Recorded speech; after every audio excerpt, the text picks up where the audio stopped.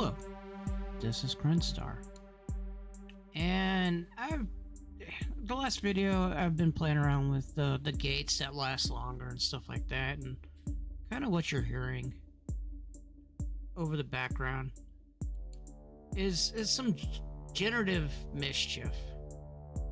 And basically, generative has been given a bad name these days because of AI and stuff like that. But before the AI thing, it used to mean that, well, basically, it's still computers that make music without any involvement. But this has some really wild, wacky randomizations in it.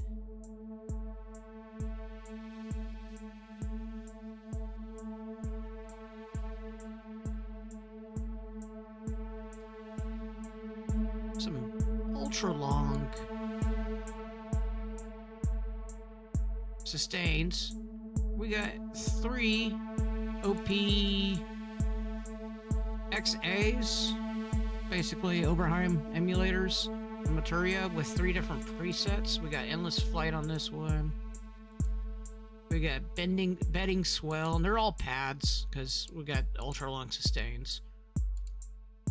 We got Around Midnight. So there's I got in here where a thing that it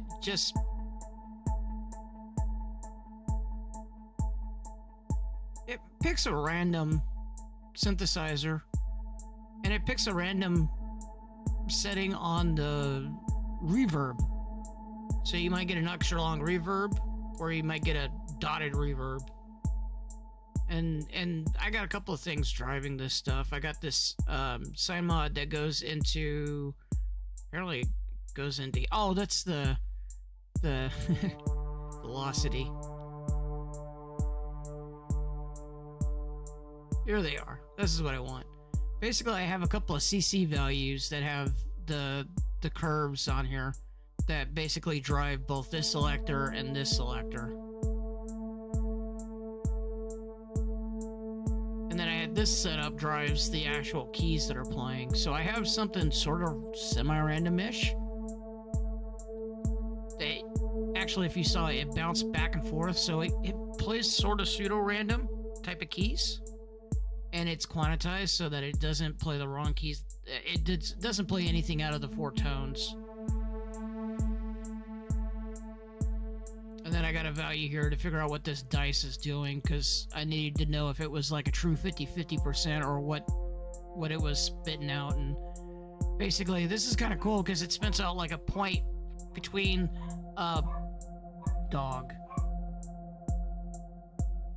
between like a 0.1 to like a 0.9 in value. So it's really cool.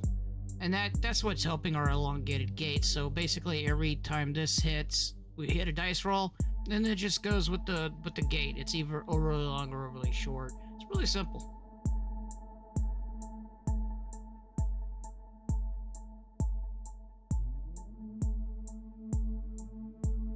Here I'm dealing with 2 transposes, and then I'm doing a dice selection on which one I want to go with, a really ultra low or oh, and I messed up. Really ultra low or just a lower octave. So I think the bass is C3, so it either goes like the 1 level or like that one. That one's really deep.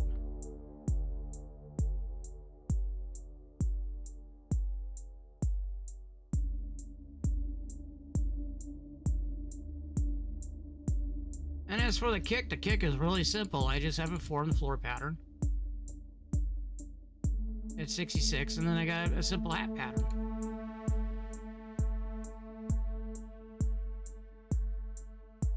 Now what I could do is I could introduce some variance in the kick patterns here.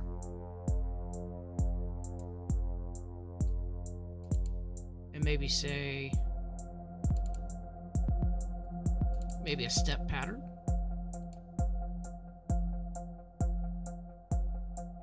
And have to remember how we do this. We don't want looping.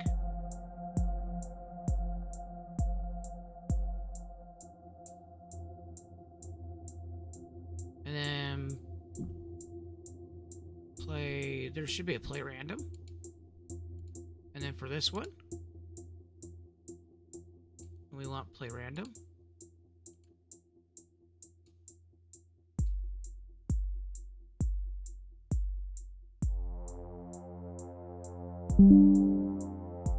Got it.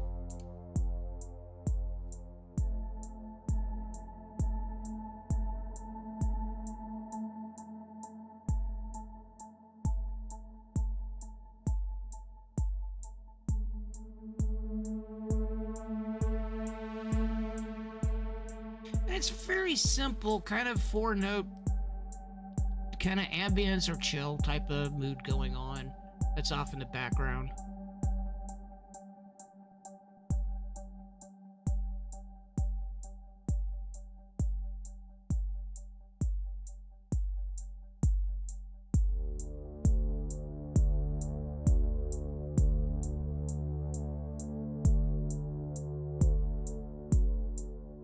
And what we could do is we could move this over one and duplicate it so that this is more weighted to do these. I could also double or triple the lengthen them so that they play longer, maybe make a big full fourth.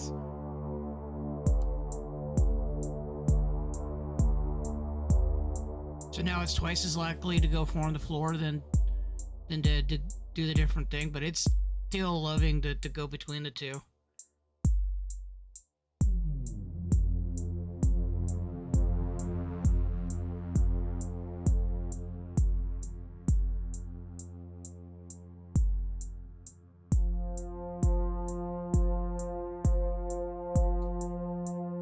Let me get one more pattern.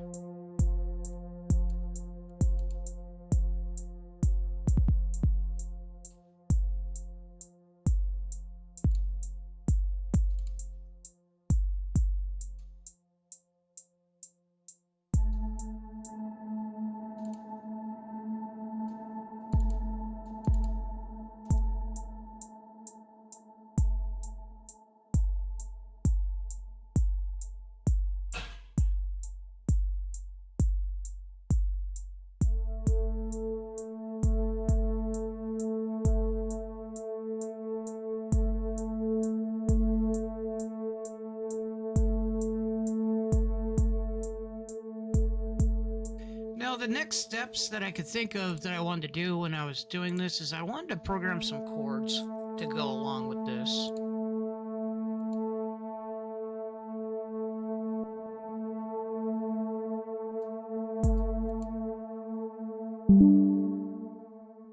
Man, I seem to be annoyed by pop-ups. How would chords work when we're dealing with this? Most you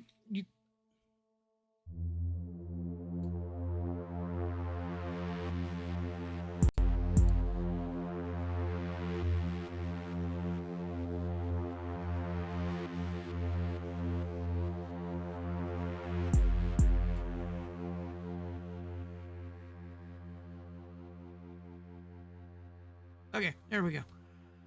So mostly what you want to do is you want to kind of have a chord progression going. So the randomization's probably not going to be your friend on here, but you probably do want to do something that does some sort of semi-random playing with the chords. So kind of like what we built before in the prior video, and then have a kind of another track here, but instead of something overly complicated, and then maybe not a whole bunch of these, maybe kind of still want those. So let's look at maybe something in the Jupiter for our chords.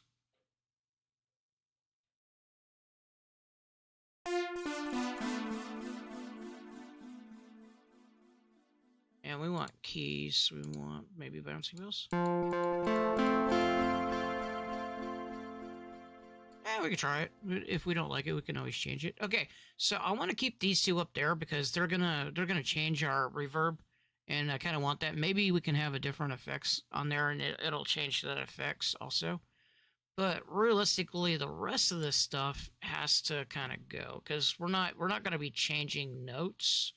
So all of this, we're just going to go straight here. We are going to change the kind of the amount of those, and then basically we want kind of a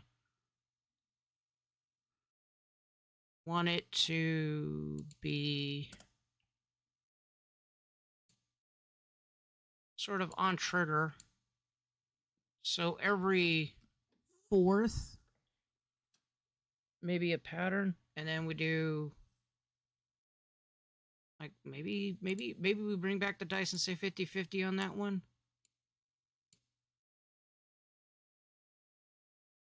And then we need some sort of sequence. 1, 2, and a note. 1, 2, note. Because realistically, what we could do is we could say, we could put scalar in front. We can go grab a, like say, an ambient type of progression. Oops.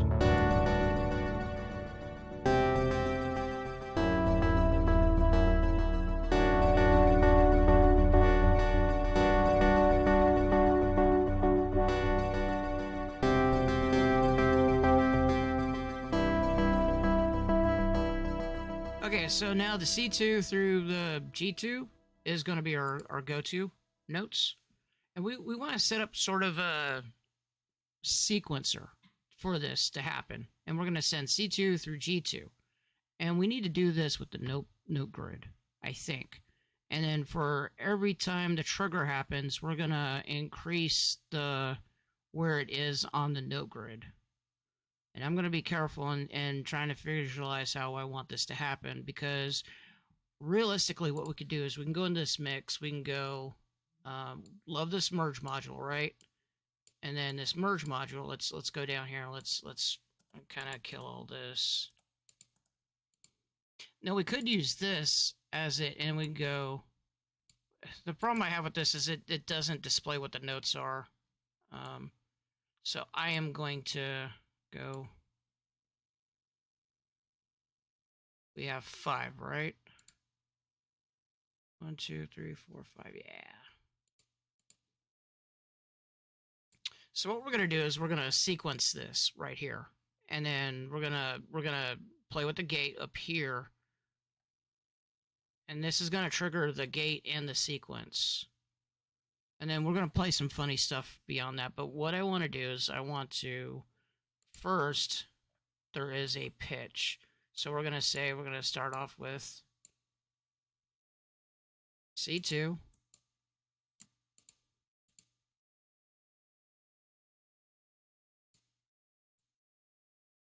D2, E2,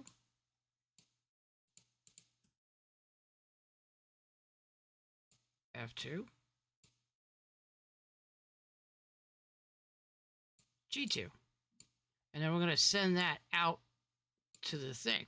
And then basically we have a note there. So we need to get it to move in a sequence. And we got a couple of options for that. There's the step axis here that does it. And I need to find others. I know there's another one that it came with. Give me like a clock divide.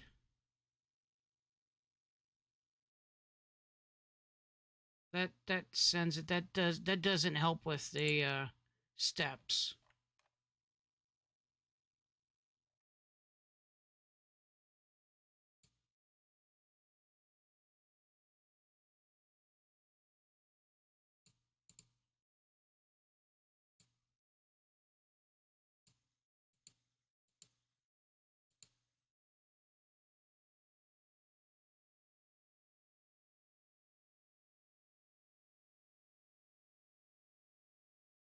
Yeah, I think what we're going to go with is the in the phase, this step axis.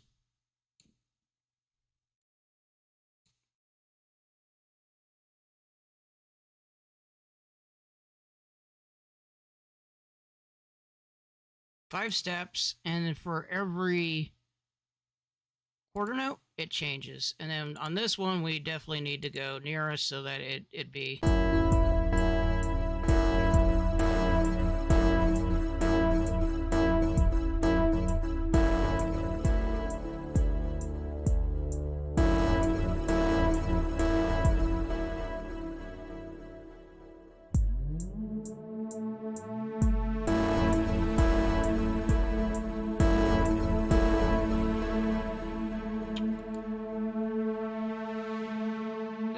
not running.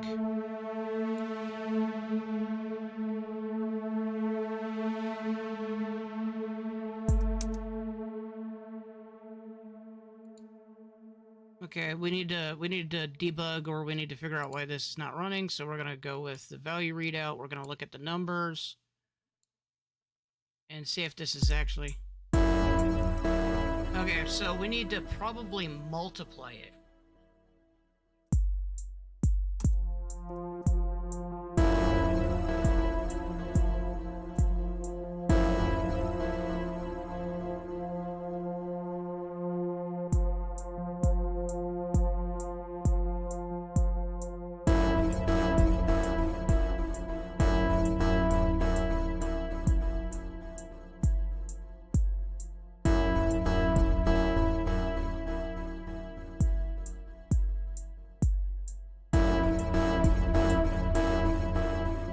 Those stabs. Not only that, but I need to make sure that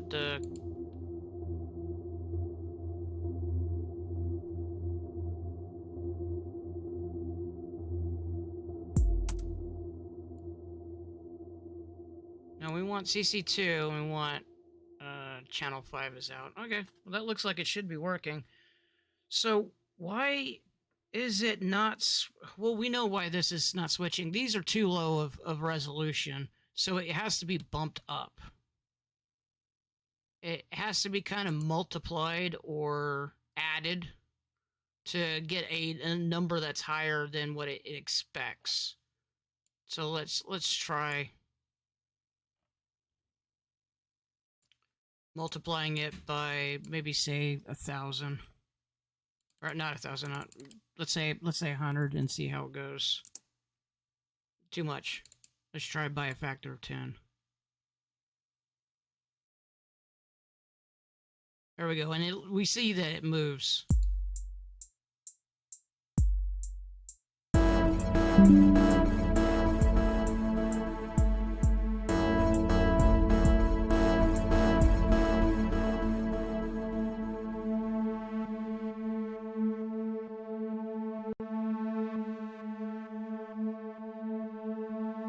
I must be misunderstanding this.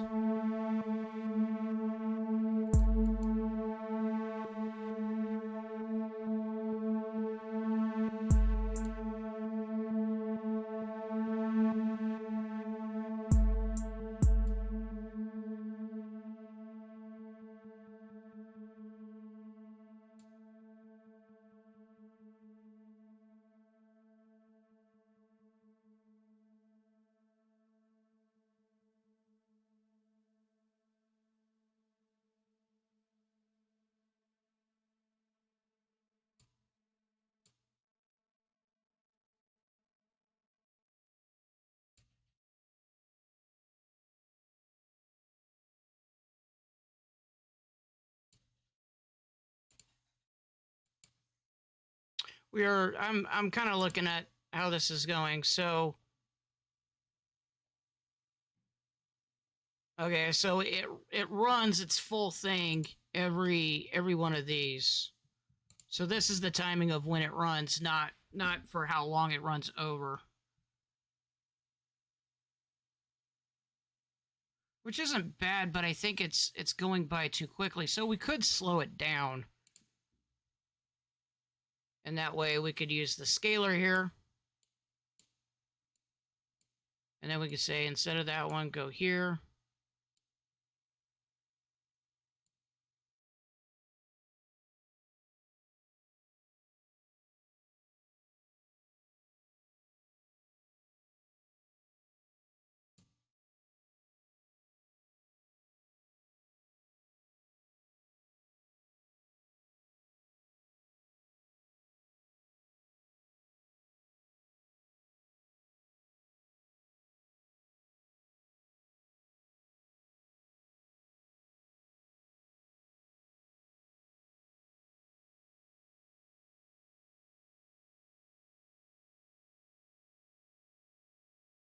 That's very interesting. It's not working as intended. Give me a minute. This transport works a lot better for what we're trying to do. It goes from 1 to 0, and it does it within the time span that we need it to. So it's already going down. The funny thing is that this keeps on going for this dice roll, and it doesn't let up the gate. As you can see, it's still kind of paused on there. So it leads into some interesting that it doesn't go through the chord progression all the time, every time.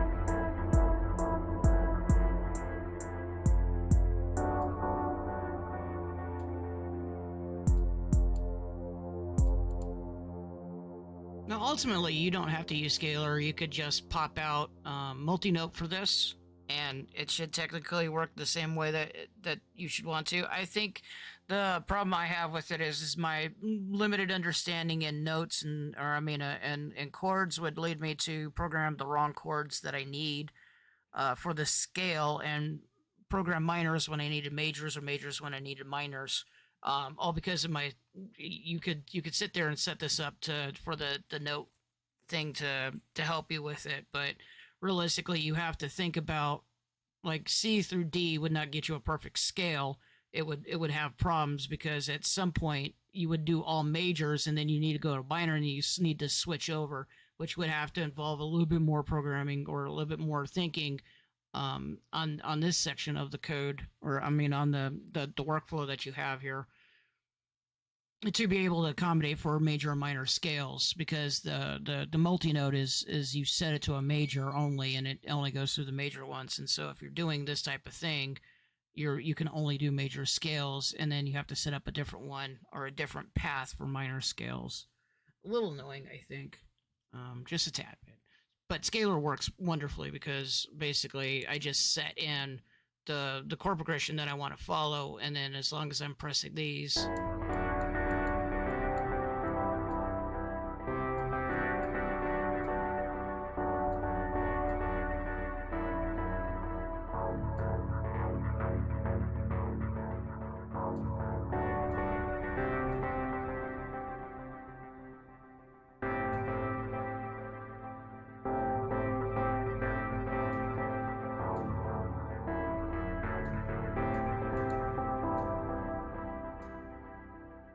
I'm also noticing that my randomness here that should be doing CC is, maybe it's because I don't have it set on the thing. It needs to change the stuff over here.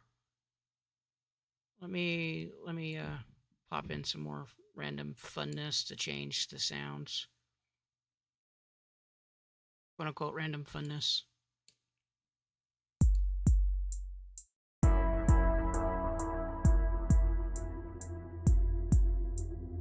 Oh, it is changing.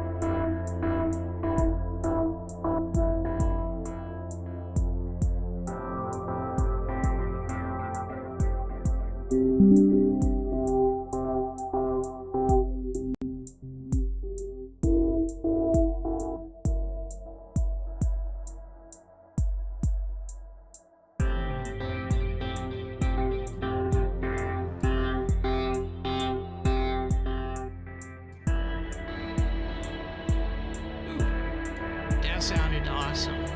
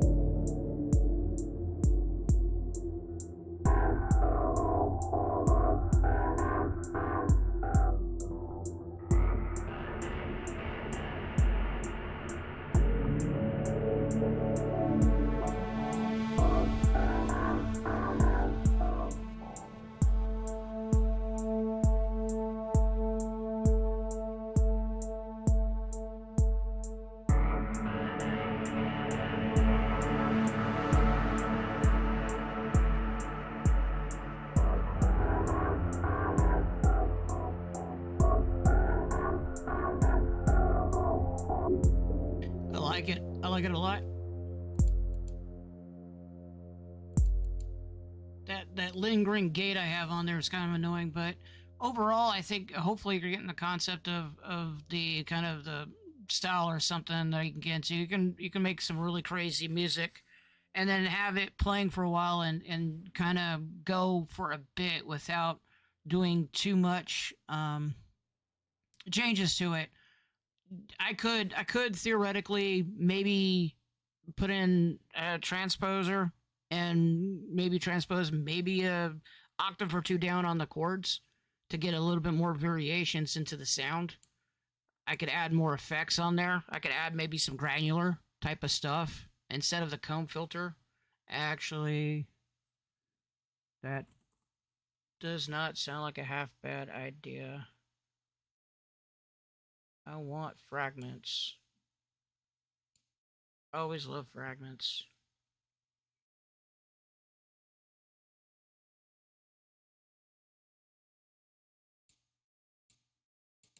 And this thing loves locking up.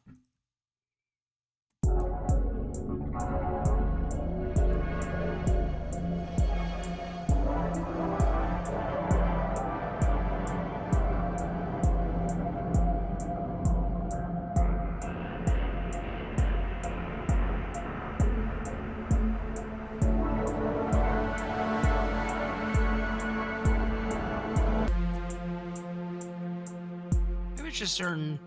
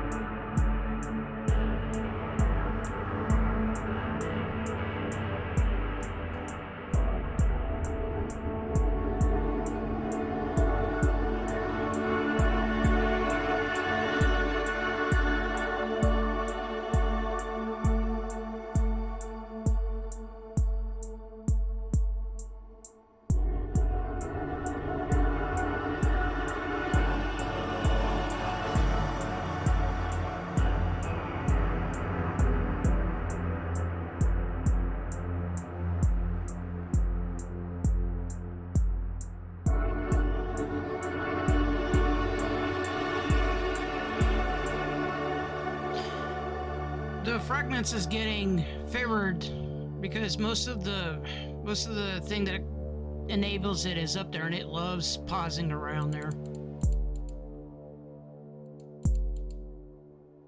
Any rate, this has been too long. I hope you liked the video. Thanks for watching. Thanks for listening, and I really loved doing this. This is pretty cool, and I will catch you later.